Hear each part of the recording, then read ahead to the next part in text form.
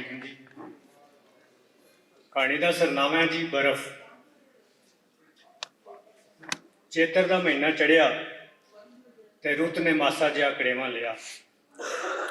वनो वन बूटे धरती का सीना पाड़ के निकल आए, पर उन्हां दियां सदरां उदों ठंडियां ठार हो गई जद उन्हां वेख्या वही चिट्टी दुध बर्फ स्याह काला गुप हनेरा करके उन्हां ते कुंडली मार के पई।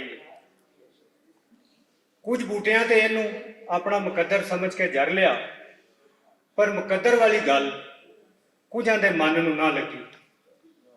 अते लगदी भी किदां, उन्हां दे मन च एक अजिही चिणक सी जिसका सेक उन्हां नूं दूजियां बूटियां वांगू मुकद्दर का बहाना करके बैठण ना देंदा।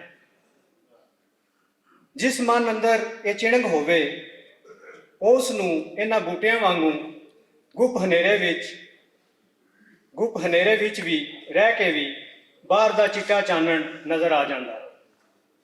इन्हां चिणगी बूटियां दूजियां नाल गलबात कीती, पर चानण वाली गल उन्हां दे मन विच ना बहंदी। जद उस गुप हनेरे च साह लैना भी औखा हो गया ते उन्हां कुछ पुराने रुखां नाल गल करनी शुरू की। एक पुराने दियार ने दसिया वही ये बर्फ बड़ी चलित्र है, तक्कण च जिन्नी चिट्टी अंदरों उन्नी काली। मेरे तुहाडे लई वटियां वांगू पीढ़ी, पर जे कोई सेका देण वाला होवे ते पाणीओ पानी, ते जे कोई टका के सेका देवे ते फिर जांदी नहीं दिसती, जिन्ना वांगू हवा च उड़ जांदी। पर जद उन्हां चीड़ा नाल गल कीती उन्हां नूं कोई जवाब ना आया। कई बारी गल करन मगरों भी कोई जवाब ना आया तो वह जान गए कि इन्हां बर्फ के कहर नूं अपना मुकद्दर समझ के डरते मारे चुप वट लई। ते जिहड़ा किसी के कहर नूं अंदरों मन लवे वो इंजी बुत बन जाता है। पर जद दरिया वाल सुनेहा कलिया ते पता लगा वो भी इहदे हथों बड़ा तंग सी। आखण लगा मेरी ते माती मार छड़दी है, मैं ते इहनूं तकदियां ही ठर जाना, मैनू ते वगण जोगा भी नहीं छड़दी। मैं ते आप हवरे डरदा मारा किवें इहदे थल्लों नीवा नीवा होके लंघना। पर जे तुसी हिम्मत करो तो मैं तुहाडे नाल हां। पहाड़ां नाल गल करन दा ख्याल ते उन्हां नूं आउंदा, पर हिम्मत नहीं सी पैंदी। वह ये वड्डे साडी गल नहीं सुनन लगे तां जे वड्डे हमेश वड्डियां दा ही तड़ा देंदे ने। पर दरिया वालों हौसला मिलिया ते चिणक होर मची तो उन्हां पहाड़ां नाल भी गल कर ही दित्ती। उन्हां दसिया तुसी इहदे जाणू नहीं, असी सदियां तो इहनूं जाणदे हां, असी बाड़ी वारी इहनूं नसाया है, पर यह इंज आ जांदी है सानूं पता नहीं लगन देंदी। धुप नाल जद साडे पिंडे ते साड़ पैंदा है ते खुशकी जही हो जाती है, तो फिर जब बदल वसदा है तो बड़ी ठंड पैंदी है।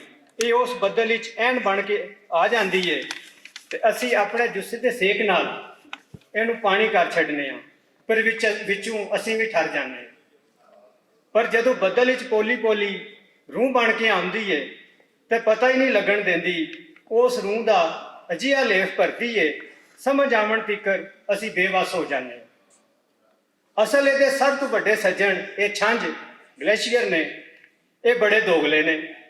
ये उत्तों तो साडे नाल होंदे ने, कहंदे ने असी ते पहाड़ हाँ तुहाडी बरादरी, पर विचों होंदे ने बर्फ नाल ठंडे ठार।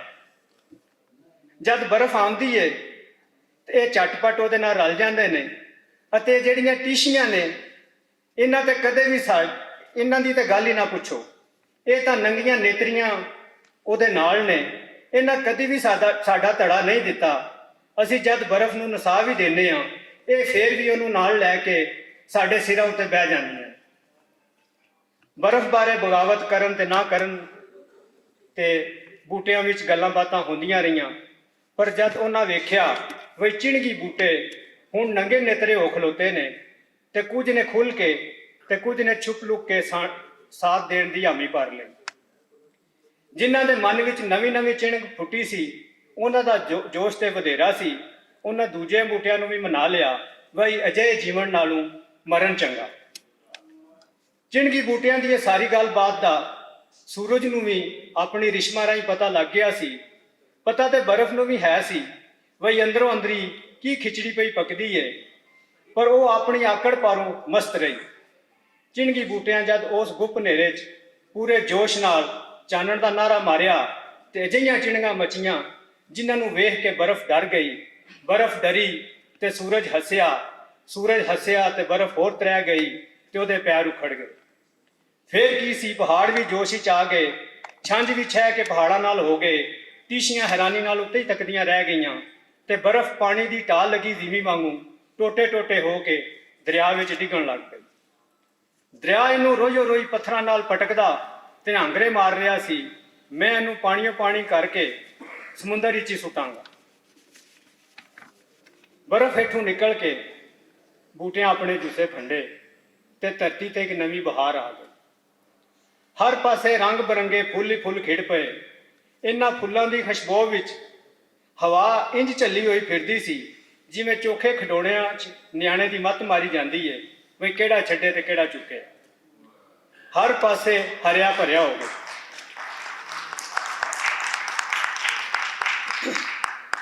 ਪਰ ਕੁਝ ਚਿਰ ਮਗਰੋਂ ਪਹਿਲਾਂ ਵਾਲੀ ਗੱਲ ਨਾ ਰਹੀ।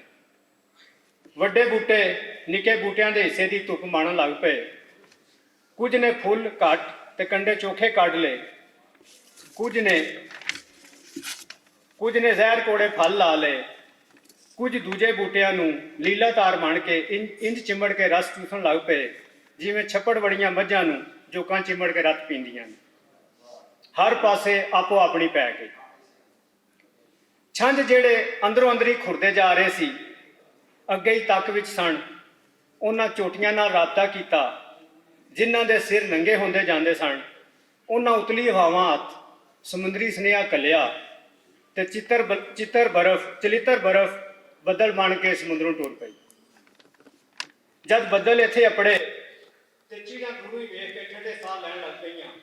ਚੋਟੀਆਂ ਤੇ ਅੱਗੇ ਸਿਰ ਚੁੱਕ ਕੇ ਉਹਨਾਂ ਦੇ ਸਵਾਗਤ ਲਈ ਤਿਆਰ ਸਨ। ਬੱਦਲ ਨੂੰ ਵੇਖ ਕੇ ਛੰਝ ਦੇ ਸੀਨੇ ਵਿੱਚ ਠੰਡ ਪੈ ਗਈ। ਚਿੜੀਆਂ ਬੁੱਤ ਬਣ ਕੇ ਇਹ ਬੱਦਲ ਦੀ ਰੁੱਤ ਵੇਖ ਰਹੀਆਂ ਸਨ। ਉਹਨਾਂ ਨੂੰ ਪਤਾ ਸੀ ਬਈ ਹੁਣ ਕੀ ਹੋਣ ਵਾਲਾ ਹੈ। ਚਲਿੱਤਰ ਬਰਫ਼ ਮੀਂਹ ਬਣ ਕੇ ਕਣੀ ਕਣੀ ਵਸਣ ਲੱਗ ਪਈ। ਬੂਟੇ ਬੱਦਲ ਵਿੱਚ ਚਾਈ ਨਹਾਉਣ ਲੱਗ ਪਏ, ਪਰ ਉਹਨਾਂ ਨੂੰ ਕੀ ਪਤਾ ਸੀ ਬਈ ਉਹ ਨਹਾਉਂਦੇ ਨਹੀਂ ਪਏ। ਵੇਲਾ ਉਹਨਾਂ ਨੂੰ ਇੰਜ ਨਵਾ ਰਿਹਾ ਏ ਜਿਵੇਂ ਮੁਰਦੇ ਨੂੰ ਦੱਬਣ ਤੋਂ ਪਹਿਲਾਂ। ਬਰਫ਼ ਬੱਦਲ ਵਿੱਚ ਰੂਹ ਬਣ ਕੇ ਪੋਲੀ ਪੋਲੀ ਪਈ। ਹੋਸ਼ ਆਵਣ ਤੀਕਰ ਜਿਹੜਾ ਜਿੱਥੇ ਸੀ ਉਹਦੀ ਉੱਥੇ ਹੀ ਢੇਰੀ ਬਣ ਗਈ। ਬਰਫ਼ ਬੜੀ ਖੁਸ਼ ਸੀ ਬਈ ਮੈਂ ਉਹਨਾਂ ਸਭ ਨੂੰ ਆਪਣੇ ਥੱਲੇ ਦਬਾ ਕੇ ਠੰਡਿਆਂ ਕਰ ਛੱਡਿਆ ਏ। ਪਰ ਉਹ ਕੀ ਜਾਣੇ ਜਿਨ੍ਹਾਂ ਦੇ ਮਨ ਅੰਦਰ ਚਿਣਗ ਮਚੀ ਹੋਵੇ। ਵੇਲੇ ਦੀ ਵੰਡ ਭਾਵੇਂ ਬਾਹਰ ਦਾ ਭਾਂਬੜ ਬੁਝਾ ਵੀ ਦੇਵੇ, ਅੰਦਰ ਦੀ ਚਿਣਗ ਕਦੇ ਨਹੀਂ ਬੁਝੀ। ਬਹੁਤ ਸ਼ੁਕਰੀਆ।